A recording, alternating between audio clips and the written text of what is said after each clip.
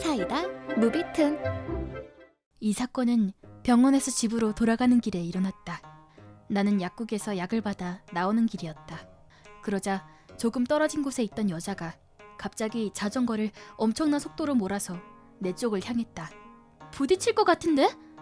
라고 생각한 순간 여자는 내 손에 있던 약봉지를 획 낚아챘다. 너무 갑작스러운 일로 놀란 나머지 나는 그 자리에 멍하게 서 있을 뿐이었다. 범인은 5살 정도의 남자애를 자전거 뒤에 태운 아기 엄마였다. 귀중품을 도둑맞은 건 아니어서 굳이 쫓아가서 다시 뺏어올 생각은 없었지만 약을 훔쳐서 뭐에 쓰려고 그러지? 라는 의문을 가진 채 떠나가는 도둑의 뒷모습을 바라보고 있었다. 자전거에 타고 있던 남자아이가 마스크를 하고 있던 것으로 보아 혹시 아이에게 감기약을 먹이려고 그랬나 싶었다. 잠깐만요! 그 약은... 이렇게 바로 불러봤지만 그 도둑은 순식간에 모습을 감춰버렸다. 어쩌지? 저 약은... 그렇다. 그 약은 항우울제와 수면제였다. 나는 1년 전 집에서 78세의 할머니를 간병했었다. 할머니는 근육 통증을 동반한 마비로 인해 서서히 전신이 굳어 움직일 수 없게 되는 병에 걸려버렸다. 병원에서는 얼마 못 살 거라고 했었다. 할머니는 전신에 마비 증상이 오기 전까지 되도록 집에 있고 싶다고 했다. 어차피 그 기간도 오래가지 않을 거라 생각했기 때문에 당시 간호계통에서 일하고 있던 나는 휴직계를 내고 내가 간병하겠다고 나서게 되었다. 영양관리사 자격도 가지고 있었기 때문에 간병식도 간단히 만들 수 있을 거라 생각했다. 하지만 현실은 그렇게 호락호락하지 않았다. 할머니는 근육에 통증이 올 때면 새벽에도 나를 깨웠다. 다리가 아파. 좀 주물러봐. 그래서 시킨 대로 주물러 드렸지만 이미 마비 증상이 온 근육에는 감각이 없었기 때문에 내가 힘을 줘서 주물러도 빨리 주무르라니까 뭘 멀뚱히 보고만 있는 거야? 라며 혼이 나기 일쑤였다. 생각처럼 몸이 움직여주지 않자 할머니는 점점 초조해하며 성격도 예민해졌다. 하지만 내가 그만큼 더 신경 써서 간병해드려도 내가 빨리 죽어야지. 더 살아봤자 뭐해? 와 같은 말들을 계속 듣게 되었고 정신을 차려보니 나는 수면제를 다량 복용 후 구급차에 실려 응급실에 와 있었다. 그 후 우울증 진단을 받고 정신병동에 3개월간 입원도 했다. 그 후 할머니는 돌아가셨다.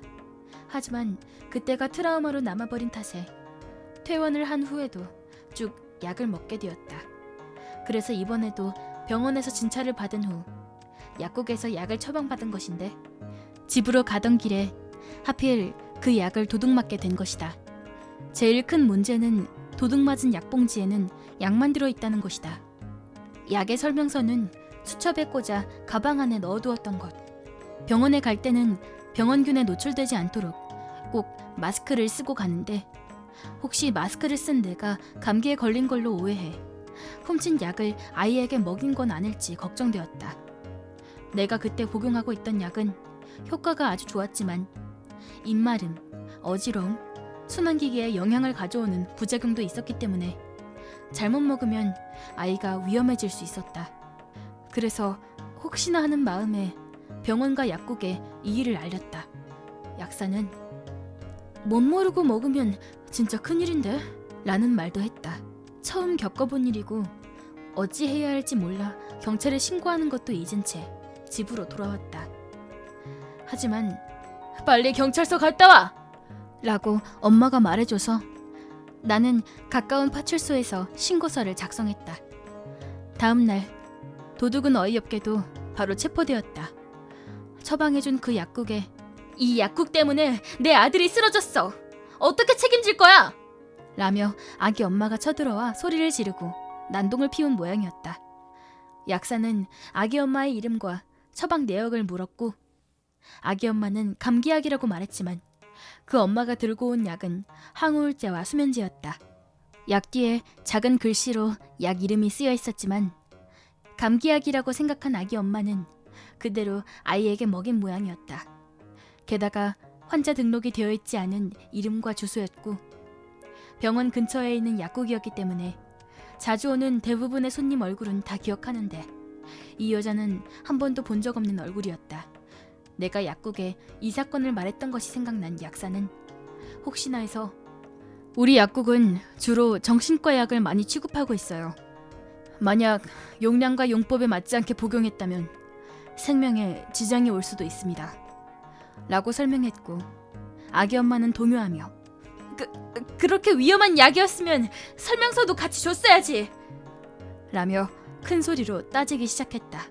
손님 앞에서 약 설명을 해드린 후 약과 설명서를 함께 드리는 게 이 약국의 규칙이기 때문에 설명서 없이 약만 드리는 일은 절대 있을 수 없고 분명 봉투 안에 설명서도 함께 넣어드렸을 겁니다.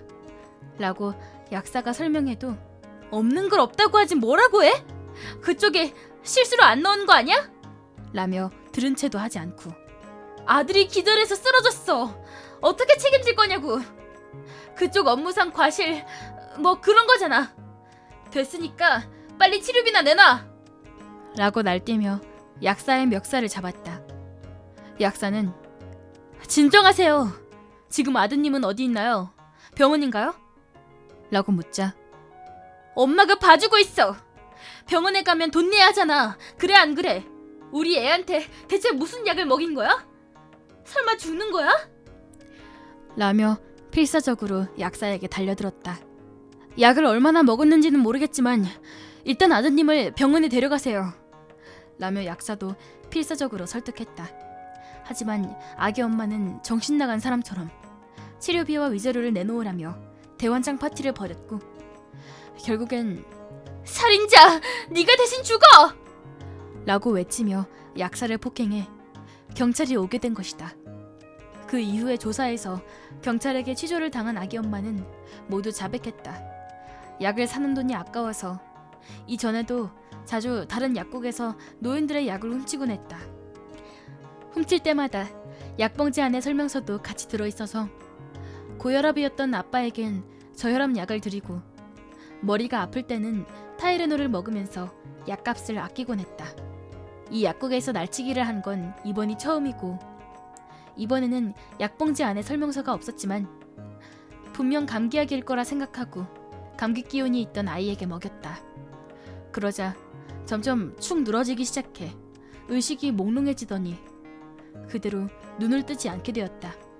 아이를 계속 깨워봤지만 일어나지 않았고 치료비를 받을 수 있을 거라 생각해 약국에 간 거다. 라고 진술했다. 약국과 경찰에서 전화가 왔고 아이에게 먹인 약은 역시나 내 약이 맞았다. 이후 그 아이는 무사히 눈을 떴다고 한다. 수면제 조화를 먹고 숙면에 든 것뿐이란다. 아이에게 큰일이 생기지 않아서 나는 진심으로 안도했다. 처음엔 경찰이 겨우 약을 날치기 당한 걸로 라며 신고를 받아주지 않을까봐 신고를 할지 말지 고민했었다. 하지만 약을 날치기 당했다는 또 다른 사람의 신고가 있었기 때문에 동일 인물의 소행임을 알게 되었고 내 신고도 받아주었다. 하나씨가 신고를 해준 덕분에 무사히 체포할 수 있었습니다. 라는 연락도 받았기 때문에 신고하길 잘했다고 생각했다. 아무리 그래도 정체불명의 약을 아이에게 먹이다니 정말 무서웠다. 도둑질한 물건으로 치료비를 받아낼 수 있을 거라 생각한 것도 참 최악의 상황은 없었으니 정말 다행이긴 한데 이번 사건의 가장 큰 피해자인 아이에게 불쌍한 마음이 드는 건 어쩔 수 없나 보다.